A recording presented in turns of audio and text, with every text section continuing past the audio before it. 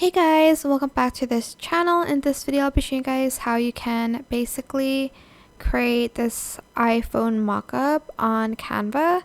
So I'm just going to create a design here, and I'll select I need to select the 19. You know what, I'm just going to do this instead.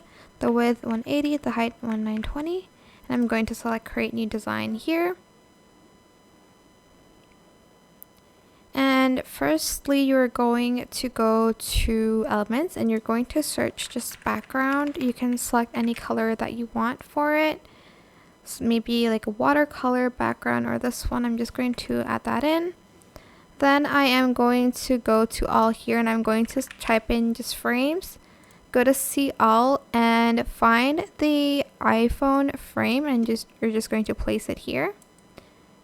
Place it in the middle and upload a video or anything, or a photo, and just place it inside of the frame. And there you go. That is it. I hope this tutorial was helpful for you guys. Don't forget to like, comment, share. Also subscribe to this channel if you haven't done that already. If you have any more questions, just leave it in the comment section down below. I will try my best to answer them all for you guys. If you found this video helpful, please click the thanks button above the description box down below. Thank you so much for watching. Bye!